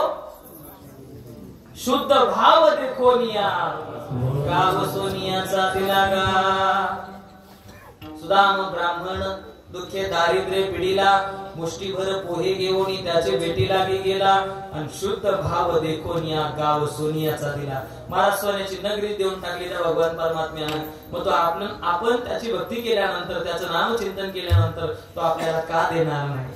अर्थसंकटातून तो भगवान परमात्मा नक्की भक्ताला दूर त्या अर्थसंकटातून नक्कीच खऱ्या अर्थानं उत्तीर्ण करतो, सोडवतो. म्हणून भक्ती मार्गाला लागला की भक्ताच्या जीवनातलं पहिलं संकट आहे ते म्हणजे अर्थसंकट आहे. भगवान परमात्मा सोडवतो, त्याच्याशिवाय दुसरं कोणी नाही. मी दुसरं सांगितलं होतं धर्मसंकट. भक्ती मार्गाला लागला की भक्ताच्या जीवनात येतं ते म्हणजे धर्मसंकट. काय करावं याचा निर्णय घेता येत नाही महाराज. मग अशी अवस्था कोणावर आली होती हो? बऱ्याच वेळेला आपण जीवन जगत असताना आपल्याला कधी कधी असं आपल्या जीवनामध्ये धर्मसंकट येतं की त्यावरती आपल्याला निर्णय घेता येत नाही घेता येत. मग आता आजकालचे लोक कशालाही धर्मसंकट म्हणत असतील, कशालाही म्हणतात. एक जण सायंकाळी आपल्या घरी बसलेला होता, तेवढ्यात एक जण आला. तो म्हणे आज आपल्याकडे सप्त्याची पंगत बरं का जेवणा करता या. तो निघून गेला. तो म्हणे आज आमच्याकडे सायंकाळी हळद आहे, तिकडच हळदीला आहे आणि तिकडच भोजनाला आहे. तेवढ्यात परत पुन्हा तिसरा आला. तो म्हणे आमच्याकडे ड्युटी आहे बरं का भोजनाला. ड्युटी असताना नाही वाटत ते लग्नाच्या आधी ते हा बरं 2-4 जण आले आपल्या. आता बघा 2-4 जण आले. त्याला म्हणत होते आज आमच्याकडे या, आज आमच्याकडे या भोजनाला, आज आमच्याकडे या. तो म्हणे पाहना म्हणे महाराज आता किती धर्मसंकट आहे म्हणजे खाण्याचं धर्मसंकट. एरवी काय तू दिवसभर चलत नसतो का? जा ना, त्याच्याकडे 2 घास काय, त्याच्याकडे 2 घास काय, याला धर्मसंकट म्हणताय ना. काय बोलतो आपल्या लक्षात येते ना. धर्मसंकट कोणावर आलं होतं? जिथं माणसाची बुद्धी, माणसाची शक्ती, माणसाची युक्ती काम करत नाही ना निर्णय घेण्याकरता, त्याला धर्मसंकट असं म्हटलं जातं. मग असं कोणावर आलं होतं? तर अर्जुनावर आलं होतं. जगद्गुरु तुकोबाई बोलले बघा, अर्जुना संकट पडता जड भारी, गीता सांगे हरी कुरुक्षेत्री. अर्जुनावरती तसं संकट आलं होतं. महाराज मला ज्यांच्याबरोबर युद्ध करायचंय ते तर सगळे माझे. पण त्या धर्मसंकटातून अर्जुनाला भगवान परमात्म्याने गीता सांगितली आणि त्या धर्मसंकटातून दूर केलं. म्हणून धर्मसंकट पहिलं येतं भक्ताच्या जीवनात अर्थसंकट, दुसरं येतं धर्मसंकट. ते देवाच्या व्यतिरिक्त वा देवाच्या नामाच्या व्यतिरिक्त आपली शक्ती, आपली युक्ती आणि आपली बुद्धी वापरून त्याला खऱ्या अर्थानं निवृत्त करता येणार नाही. आणि तिसरं संकट आहे प्राण संकट. कुठलं आहे? प्राण संकट. या प्राण संकटातून आपली सोडवणूक व्हावी अशी ज्याला वाटतं ना महाराज, त्याने इतरत्र कोणालाही भजू नये. मी काय बोलतोय आपल्या लक्षात येते ना. इतरत्र कोणाच्याही पुढं आपण प्राण संकटाच्या संबंधाने भीक मागू नये. संत महात्म्यांचा या संबंधाने इतका गोड परिहार आहे. संत महात्मे म्हणतात, बाबा तुला आता नाही कळणार रे, कळ येईल अंतकाळी प्राण प्राणाचे वेळी राहती निराळी रांडा पोरे सकळ. तू ज्यांना आपले म्हणतो ना ते तुला प्राण संकटातून सोडवणार नाही. उलट ते त्या वेळेला त्यातून बाजूला राहते, तुझ्यापासून बाजूला राहते. निराळी रांडा पोरे सकळ. यातून तुला कोणी सोडवणार नाही महाराज. इथं कोणी कोणाचं नाही. तू ज्यांना आपले आपले म्हणतो ना तेच उलट आपल्याला काळाच्या हातात बांधून देताओ. नाही रे नाही गुनाते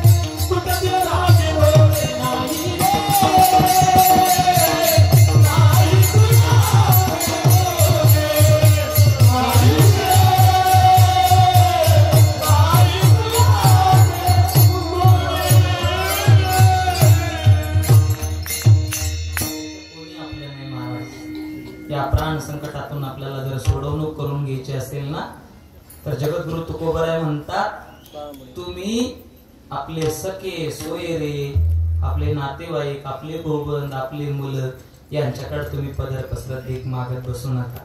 उलट तेच तुम्हाला काळाच्या हातात बांधून देतील, पण सोडवणार नाही. बांधून या देती काळाची हाती. आणि पुढे लय गोड बोलले महाराज, भूषणी घेते काढून या. राहू देतात का हो आपल्या अंगावरती काही? राहू देतात महाराज? इथं कोणी कोणाचं नाही. जगद्गुरु तुकोबरायांचा लय गोड पर्याय आहे. तुकोबराय म्हणतात, सासूसाठी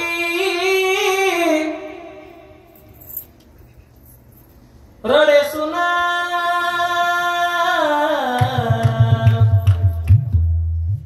बाबा अंधारीचा भिन्न. सुनांचे लग्न माझ्या अंगावर येतील म्हणून मला जास्त असं मनाने बोलायचं नाही. महाराज इथं कोणी कोणाचं नाही. भाव अंतरीचा भिन्न असतो. काही नाही महाराज, आपल्याला त्यातून दुसरं कोणी सोडवणार नाही. महाराज नाही सोडवी, त्याला विनंती केली पाहिजे. आपल्याला आपल्या बरोबर जे नेता येईल त्याचा कधीतरी माणसाने विचार केला पाहिजे. महाराज काय झालं, एक म्हातारा गेला धुण्याकरता बाहेर काढला, अंघोळ घालण्याकरता. काहीच नेता येत नाही महाराज आपल्याला बरोबर. धुण्याकरता बाहेर काढलं, तेवढ्यात एका माता माऊलीचं लक्ष त्याच्याकडे गेलं, ज्याला आता थोड्याच वेळामध्ये सरणावर न्यायचंय. त्याच्या हातामध्ये घड्याळ होता. घड्याळ काय होतं? घड्याळ होता. पण ऐका ना, त्या माता माऊल्या लय हुशार असतात बरं. त्यांनी घड्याळ पाहिलं, पण जर एवढ्या लोकांमध्ये जर घड्याळ राहिला काढून घ्या असं सांगितलं तर लोक आपल्याला नावं ठेवतील. बरोबर आहे की नाही? ठेवतील का नाही? पण मग या लय विद्वान असतात महाराज. यांचं रडणं म्हणजे लय विद्वत्तेचं असतं. यांचं त्या दिवसाचं रडणं म्हणजे पुढील सगळ्या आयुष्याची शिवोरी बनवणं असतं. ज्याच्या ज्याच्या लक्षात येईल त्याने गावा, आमचा बाप आम्हाला असा सांगून गेला, आईला दर रक्षाबंधन. म्हणजे ते रडण्यामध्ये फार पुढचं रिझर्वेशन आहे महाराज. भूतकाळ भविष्यकाळ सगळं एकत्र घेऊन रडणाऱ्या फार विद्वान म्हणजे आमच्या माता माऊल्या असतात. एवढ्या लोकांमध्ये जर सांगितलं ना तर लोक नावं ठेवतील. मग काय केलं पाहिजे? पंचम चालूच होता महाराज तिथे. लगेच एका माऊलीनं लगेच त्या स्वरामध्ये स्वर मिळवला आणि म्हणायला सुरुवात केली, आता तुम्ही तुमच्या हातातला घड्याळ कधी पाहणार? लोक म्हणायला लागले, कुशली घेती काढून या. नाही महाराज, त्यातून तुम्हाला नाही सोडवणार हो. हे उलट तुम्हाला त्यात अडकवतील पण सोडवणार नाही. काय झालं माहिती का? तुमचा प्रतिसाद आता कळाला. काय झालं माहिती का? एक म्हातारी, संध्याकाळची वेळ, स्वयंपाक तयार झाला, स्वयंपाक झाला, भोजनाची वेळ, जेवणाची वेळ, तेवढ्यात म्हातारी गचकली. गचकली कळतं का इकडं? हे कळतं बा तुमच्या. म्हातारी गेली, आता जेवणाची वेळ होती, तेवढ्यात म्हातारी गेली. आता म्हातारी गेली म्हणजे मग यांना लगेच कार्यक्रम चालू करावा लागेल का नाही आपला? कुठला? रडण्याचा. रडायला सुरुवात झाली. 2 सुना होत्या, रडायला सुरुवात झाली. मग आता रडायला लागल्या, मग शेजारी कळालं म्हातारी गेली होती. मग लगेच शेजारची बाई, तिनं 10 मिनिटं आपला पहारा दिला. तिला माहिती आता काही वाटा लावणार नाही. 10 मिनिटं रडू लागली, तिचा पहारा संपला, तिला निघून गेली. तिच्या पलीकडची कळालं म्हातारी गेली, आपल्याला 10 मिनिटं पहारा दिला जाऊ. तिच्या शेजारची अशी एक एक यायची, आपापला पहारा द्यायची, निघून जायची. पण या 2 सुना होत्या या म्हातारीला. मग या 2 सुनांचा कायम रडण्याचा कार्यक्रम चालू. आता म्हातारी गेली, दोघींना रडावं लागेल त्यांना. रडण्याचं सुद्धा फार गोड वैशिष्ट्य असतं महाराज. कोणी आलं का अजून त्यांना उत्स्फूर्ती वाढते, अजून वाढते. म्हातारीनं जायला नव्हतं पाहिजे ना. म्हातारीनं कमीत कमी 2 घास जाऊन खाऊन जायला पाहिजे होतं. म्हातारीच्याच आवडीची भाजी केली होती. तिला ही भाजी काय ती तिच्या आवडीची, सगळ्या याच्याच आवडीला.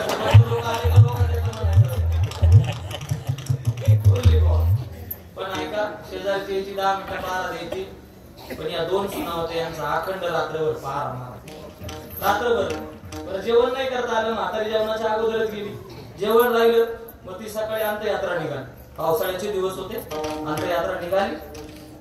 आणि रस्त्यानं जात असताना या 2 सुना पाठीमागे चालत होत्या. चालत असताना रात्रभर रडून रडून व्याकुळ झाल्या होत्या, भुकेनं व्याकुळ झालेल्या होत्या. पावसाळ्याचे दिवस होते. वाटामध्ये नेमकी एक जांभळीचं झाड. कशाचं? जांभूळ माहितीये ना, जांभळीचं झाड. ती अंत्ययात्रा चालली, तेवढ्यात मोठ्या सुनाचं त्या जांभळाच्या झाडाकडे लक्ष गेलं. गोड गोड जांभळ त्या जांभळीच्या झाडाला लागलेले होते. त्या मोठ्या सुनानं ते पाहिले, तिच्या तोंडाला पाणी सुटलं. रात्रभर काही खाल्लं नव्हतं. जांभळ पाहिले, लगेच तिचा पंचम चालूच होता. त्या पंचम मध्ये ती लगेच म्हणायला लागली, काळा निळा काळा निळा काळा निळ. आता काय काळा निळ? ते जांभूळ पाहिलं, म्हणायला लागली काळा निळ. पण लहान इले चॅप्टर होती बरं का. लहानीच्या लक्षात आलं, हिच्या तोंडाला पाणी सुटलं. लहान इले चॅप्टर, लहान इले लगेच तिच्या स्वरामध्ये स्वर मिळवला, लगेच म्हणायला सुरुवात केली, याता येळा ग याता येळा याता. हे जाता जाता खाल्लं तर लोक नावं ठेवतील, याता न खाऊ.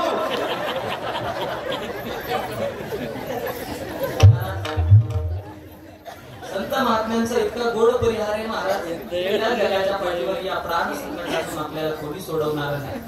याच्याकरता कोणीच कोणाचं नसतं महाराज, नसतं. मग आपल्याला या प्राण संकटातून आपली सोडवणूक करून घ्यायची असेल तर ऐका, इतरत्र कोणाच्याही पाठीमागे लागत बसू नका. तुकोबरायांचं प्रमाण ऐका. तुका म्हणे तुझ सोडविना कोणी, एका चक्रपाणी वाचोनिया, एका चक्रपाणी वाचोनिया.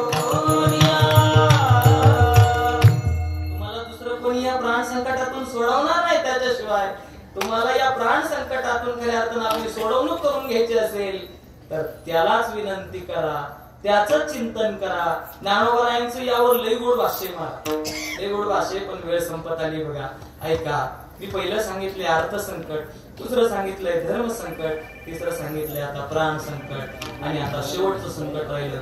भक्त भक्ती मार्गाला लागला की त्या भक्ताच्या जीवनामध्ये चौथं संकट येतं, ते म्हणजे मोक्ष संकट आहे बघा. मी करतोय भक्ती, मी नामस्मरण चिंतन करतोय, पण ते चिंतन करत असताना मला मोक्ष मिळेल की नाही अशी त्याच्या मनामध्ये कदाचित थोडीशी दुशंका असते, शंका असते. पण जगद्गुरु तुकोबाराय या संबंधाने लई गोड बोलली.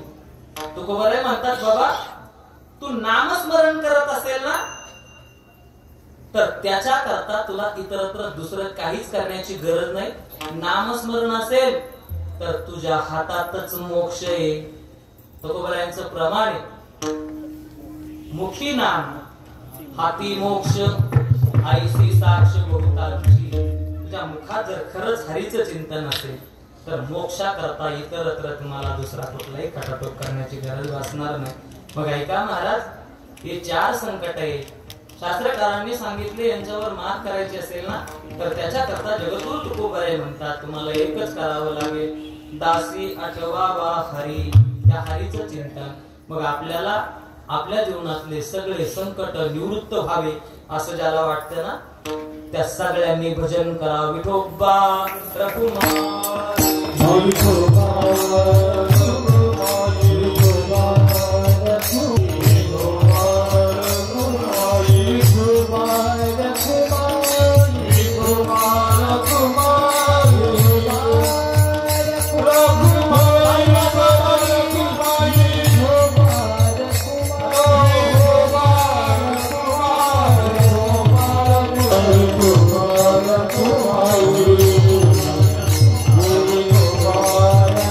Hare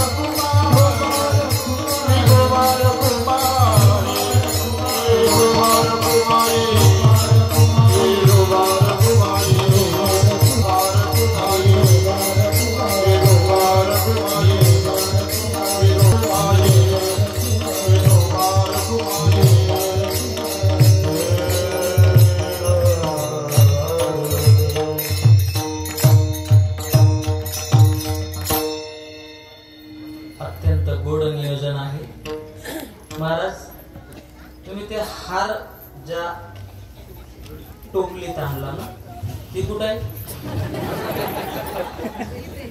बघू दादा त्याचा एक फोटो आपल्याला घ्यावा लागतो बरं का. योगेश महाराज हा त्या योगेश महाराजांना दाखवावा लागेल. महाराज नियोजन करणं हे असं कोणाच्याही बसचं काम नसतं महाराज. काहीतरी आगळं वेगळं आणि बघा ना किती सुंदर नियोजन. त्या अर्थानं या नियोजनाला द्यावे तेवढे धन्यवाद थोडे महाराज. थोडस छोटस गाव, या गावाकरता बसण्याकरता अशी सशक्त जागा नाही, पण तरीही एवढ्या अंतरावर बसून एवढे मनसोक्त आपण कीर्तन ऐकतात. खऱ्या अर्थानं याला तेवढं योग्यतेचा आयोजकच लागतो बरं का. त्याच्याशिवाय नाही. सगळ्यांनी एकदा पुनश्च भजन करा. ज्ञानेश्वर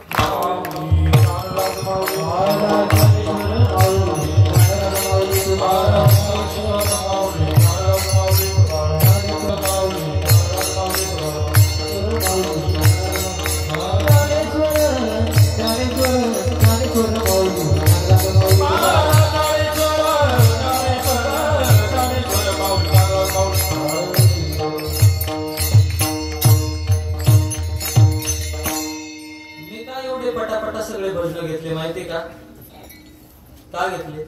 कीर्तन अजून संपलं नाही, पण हे भजन घेतले की जरा लोकांना बरं वाटत. मी भजन घेतले ते तुम्हाला बरं वाटावं. विनोदाचा भाग सोडा. जगद्गुरु तुकोबरायांचा अत्यंत गोड असलेला अभंग मी सेवेसाठी निवडला.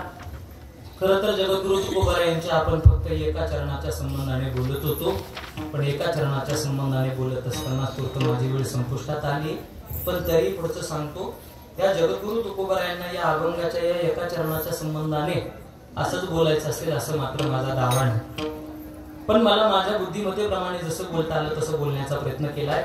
झालेली सेवा भगवत चरणी समर्पित करतो. सेवा करीत असताना जे काही चुकलं असेल ते माझ्या बुद्धीचे दोष समजून माझी मला परत करा. जे काही बरोबर असेल ते आचरणात आणण्याचा प्रयत्न करा. पायाच्या प्रसादे काही बोलिलो विनोदे मज क्षमा करणे संती नव्या युक्ती नव्या हा उपदेश तुमचे बडबडलो शेष तुमच्या कृपेचे पोसणे जन्मोजन्मी तुका म्हणे पुनश्च एकदा. या संपूर्ण मायबाप श्रुतवर्गांच्या चरणावरती नतमस्तक होतो. माझ्या पाठीमागे उभी असलेली संपूर्ण टाळकरी चोपदार आणि आविष्कार मृदंगाचार्य या सगळ्यांच्या चरणावरती अत्यंत गोड साऊंड सिस्टीमही अत्यंत गोड अशी आपण ऑपरेटिंग केली म्हणून आपलेही धन्यवाद. ज्यांचं कीर्तनामध्ये आगमन झालं ते आदरणीय माझ्यावरती नितांत प्रेम करणारे, आदरणीय महाराजांवरती नितांत प्रेम करणारे आमचे दत्तू काका देसले काकांचं या ठिकाणी आगमन झालं. आदरणीय काकांनी मला या परिसराच्या संबंधाने त्यांच्या गावात कीर्तन झालं तेव्हा मला सांगितलं. मी पहिल्या दिवशी कीर्तन आपापल्या पद्धतीने केलं, जरा थोडस हे झालं. मग दुसऱ्या दिवशी परत शहापूरमध्ये कीर्तन होतं. मग मी त्यांनी सांगितलं त्या पद्धतीने कीर्तन केलं. त्या कीर्तनाचे परिणाम माझ्यापर्यंत खूप गोड पोहोचले आणि मी इथं आलो तेव्हा मलाही तुमची इतकी गोड आठवण आली की दत्तू काका बोलले त्याच पद्धतीने कीर्तन करणं फार गरजेचं. म्हणून शेवट जरा वेगळ्या पद्धतीने बोलण्याचं, वेगळ्या अंगाने बोलण्याचा प्रयत्न केला. म्हणून बोलत असताना चुकलं असेल खऱ्या अर्थानं ते इथंच सोडा. जे बरोबर असेल ते आपण आपल्या जीवनामध्ये आचरणात आणण्याचा प्रयत्न करा. लय गोड तरुण सगळी टाळकरी महाराज, तरणा भाग्यवंत नटे हरी कीर्तना आणि सगळी नटलेली बर का महाराज. ही पण नटलं पाहिजे बर का. हीच आपली खरी नटण्याची जागा आहे. इथं नटा महाराज. इतरत्र तुम्ही कितीही नटले ना तर त्या नटण्याचं फळ तुम्हाला तुमच्या पदरामध्ये पडणार नाही, पण भगवान परमात्म्या करता तुम्ही नटा, त्या नटण्याचं फळ तुमच्या पदरामध्ये पडल्याशिवाय राहणार नाही. सगळ्यांनी आता एकदा निवृत्तीनाथ दादांचं भजन करायचं आणि सेवेला लगेच पूर्णविराम. निवृत्ती राया हातवर